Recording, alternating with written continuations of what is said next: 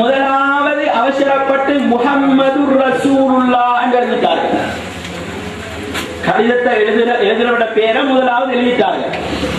முஹம்மது ரசூலுல்லாஹ் என்று எழுதும் பொழுது எதிர்த்தரப்பினர் நிப்பாட்டுங்க முஹம்மது ரசூலுல்லாஹ் எப்படி எழுதுறது? நாங்க முஹம்மது ஸல்லல்லாஹு அலைஹி வஸல்லம் அவங்கள நாங்க இன்னும் தூதராக ஏற்றுக்கொள்ளலையே.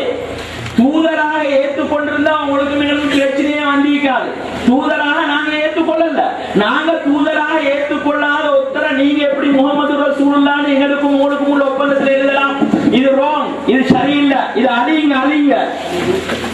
ஸல்லல்லாஹு அலைஹி வஸல்லம் சொன்னாங்க, சரிதானே அலி ரலியல்லாஹு அன்ஹு பார்த்து சொல்றாங்க, சொல்றது சரிதானே, அவங்க என்ன ஏற்றுக்கொள்ளல, அப்ப நீங்க முஹம்மது ரசூலுல்லாஹ் போட்டதுக்கு இல்ல, நீங்க அழிங்க என்று சொன்னாங்க. அலி ரலியல்லாஹு அன்ஹு நடுங்குறாங்க. அந்த ஒரு செகண்டுக்குள்ள கையெல்லாம் நடுங்குது, நிலமெல்லாம் மாறுது. என்ன இது? ஸல்லல்லாஹு அலைஹி வஸல்லம் கேட்கிறாங்க, அல்லாஹ்வுடைய தூதரே, எனக்கு உங்களோட பேர் அழிக்க சக்தி இல்லை, எனக்கு இயலாது, நான் முடியாது, அழிக்க மாட்டேன் என்றான். அப்ப என்ன அவங்களுக்கு தெரியாத படிப்பா? அவங்கள விட பெரிய அறிவாளியா இன்றைக்கு ரசூலுல்லாஹ்வுடைய பேருக்கு ஒரு தூண்ல பேர் இருந்தா அந்த பேருக்கு நாங்க மதிப்பு கொடுத்து முகந்து கொண்டா தள்ள வச்சு சிரிக்கின்றாங்க. அலி ரலியல்லாஹு அன்ஹு உலகத்தில் அது போன்ற ஒரு மகானுடைய இனி வருவாங்களா? அவ்வளவு பெரிய அறிவு. ரசூலுல்லாஹ்வுடைய வாயால அறிவின் பட்டினம் அதனுடைய வாசல் என்று பாராட்டப்பட்ட அந்த அலி ரலியல்லாஹு அன்ஹு ரசூலுல்லாஹ்வுடைய பேரை அழிக்க சொல்ல போல நடுங்குறாங்க. கடைசிக்கு என்ன செஞ்சது? ரசூலுல்லாஹ் தான் அழிச்சாங்க. நீங்க அந்த இடத்துல காட்டுங்கன்னா ரசூலுல்லாஹ் காட்டப்பட்டது, அவங்க அதை அழிச்சாங்க. அதுக்கு பிறகு ரசூலுல்லாஹ் கிட்ட கேட்கிறாங்க, எப்படி நான் எழுதணும்? அப்துல்லாவுடைய மகன் முகமது எழுதுங்க. அதுக்கு பிறகு அவங்க எழுதினாங்க, அலி ரலியல்லாஹு அன்ஹு அந்த இதை எழுதுற ஆளோட பேர் என்னதுதான் அப்படின்னு எழுதினாங்க. அப்ப பேருக்கு மதிப்பு வச்சாங்க.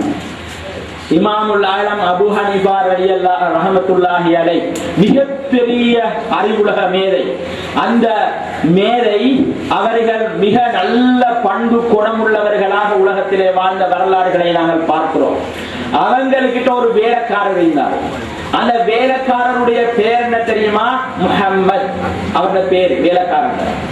இவங்க எப்பொழுதுமே பேரை சொல்லி அழகாக அழைப்பார். இப்படி பல்லாண்டுகள் நடந்தது. ஒரு நாள் பேரை சொல்லாமல் அபூ ஹனீஃபா இமாம் ரஹ்மத்துல்லாஹி அலைஹி அவர்கள் என்ன சொன்னாங்க? வேலைக்காரனே இங்க வான்னு கூப்பிட்டாங்க.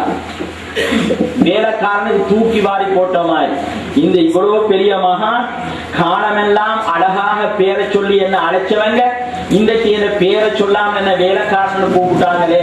சரியான மன வருத்தத்தோட வந்து அவங்க சொன்ன வேலையை செஞ்சாங்க.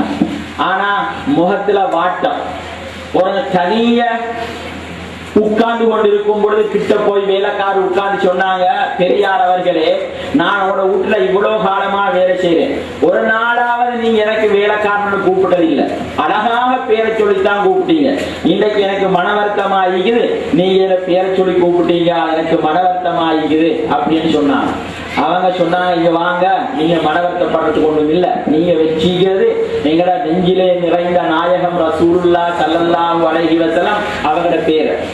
அந்த பேரை நான் எப்ப சொன்னாலும் நான் ஒழுவோட இது கூட தான் சொல்லுவேன். ஒளி இல்லாத நேரத்துக்கு நான் சொல்ல மாட்டேன். இன்றைக்கு தற்காலிகமா எனக்கு ஒளி இல்லாத ஒரு நிற்பந்த நிலை, ஆனா உங்களை பேசவும் வேணும். அந்த பேரை சொல்றதுக்கு எனக்கு ஏதாவது நான் ஒளி இல்லை, அதனாலதான் நான் வேலைக்காரனோட கூப்பிட்டேன். உங்களோட எனக்கு எந்த கோபமும் இல்லை, உங்களோட எந்த வெறுப்பும் எனக்கு இல்லை. அதுக்கு பிறகுதான் அந்த வேலைக்கார ஆள் ஆறுதல் பெற்றாரு. அப்ப பாருங்க எந்த அளவுக்கு ரசூலுல்லாஹ் உடைய பேருக்கு மதிப்பு கொடுத்தார்கள் அந்த உத்தமர்கள் என்று நாங்கள் நினைத்து பார்க்க வேண்டி இருக்கிறது.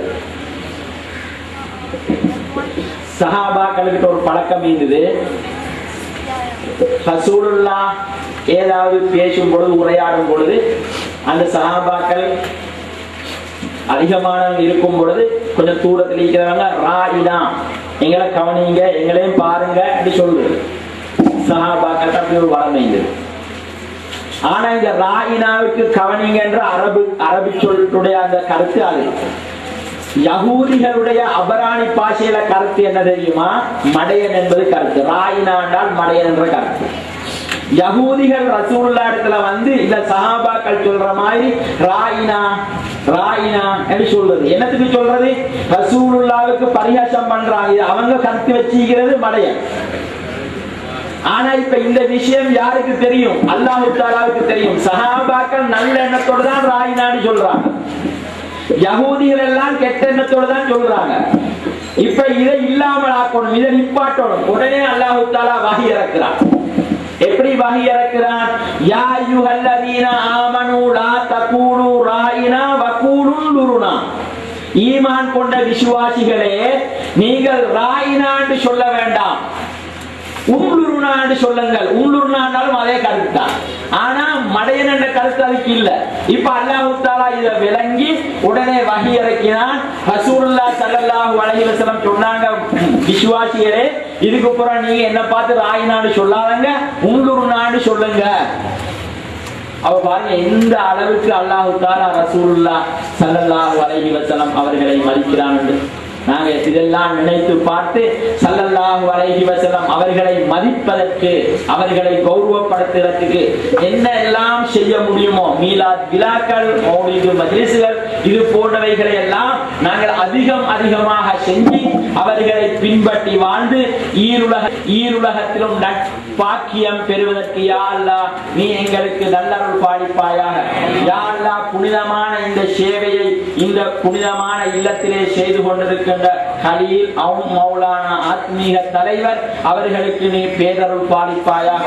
அவர்களோடு இணைந்து இந்த நல்ல சேவைக்கு அர்ப்பணமாகி உள்ள அத்தனை பேருக்கும் நீ பரக்கத்தும் ரஹமத்தும் செய்வாயாக. யா அல்லாஹ் அவர்களுடைய வாழ்க்கை நீ நீளமாக்குவாயாக. சுன்னத்தி ஜமாஅத்தினர் தலை நிமிர்ந்த ஒரு சமுதாயமாக ஒரு காலத்திலே இந்த ஊரிலே வாழ்ந்தார்கள். அதே நிலை மீண்டும் இந்த ஊருக்கு வர வேண்டும் யா அல்லாஹ். அதை எங்களுடைய கண்களால் நாங்கள் பார்க்க வேண்டும் யா அல்லாஹ். அந்த காட்சியை பார்த்து நாங்கள் கண் குளிர வேண்டும் யா அல்லாஹ். அப்படி ஒரு நிலையை மீண்டும் நீ எங்களுக்கு ஏற்படுத்தி தருவாயாக. ஆமீன்.